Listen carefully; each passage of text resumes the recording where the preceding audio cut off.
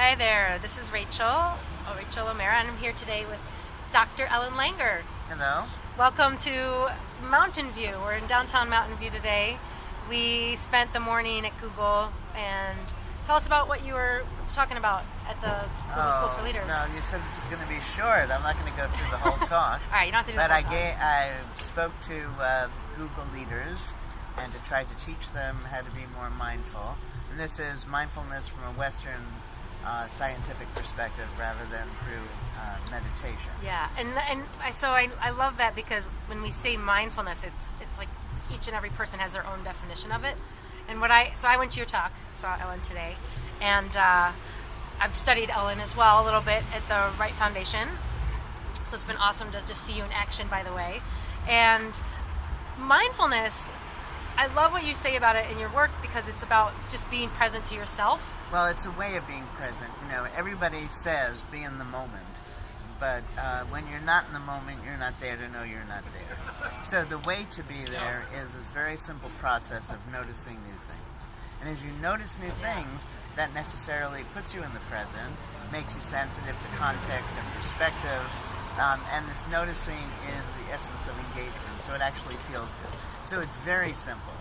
And the exciting thing is that by this very simple method, just noticing new things, it shows you that you didn't know what you thought you knew. So basically, as I said in the talk, that we tend as a culture to be frequently in error but rarely in doubt. Wait, say that again? We're frequently in error. We think we know. Oh, that's the Boston accent. Okay. Because everything is always changing and looks different from different perspectives. Okay. But from this act of noticing, what ends up happening is that, it's literally and figuratively enlivening. And it's a very simple thing that takes as a basic premise that we don't know. And most of the time, people think they do know. Because we all walk around thinking we know things, right? I know. But because everything is changing and looks different from different perspectives, we don't know.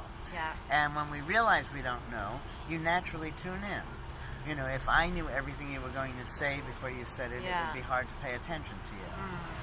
But That's now not it's the fascinating case. for me. Right, because we're in the moment. And one of the things that stood out to me this morning in what you said is that always question the absolute, always question. Well, the problem is that most of the time when we're operating under the assumption of these absolutes, we're oblivious to it. We're just doing it because we're on autopilot. Right, exactly, because we think that's the only way to do it. If somebody said, is there another way of doing it, everybody would say yes. Yeah. But it just doesn't occur to us because of the way we learned it. It's mindlessly. Yeah, and I've caught myself a few times today already thinking that, like, oh, well, I can't do this because this is the structure, this is what's going on. Right. What happens when you're mindless is you tend to unthinkingly follow rules and routines. And those rules and routines were things that made sense in the past, but things change, and now we're doing them when often they don't make sense. Which is like what we know, anymore. right? And then you think that's what you know, and then we go back to point number one. Right.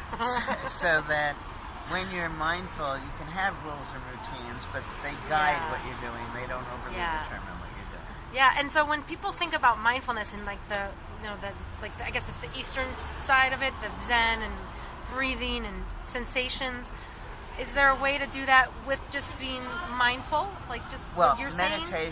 Meditation and breathing, of course, are important, but it's not being mindful. That meditation sets you up for post-meditative mindfulness.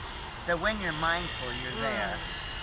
But we're talking now about two different ways of getting there. One is through meditation, which is fine. The other is this more direct route, which happens immediately. Which you can do at any time. Yes, and the two are not incompatible. Here, yeah.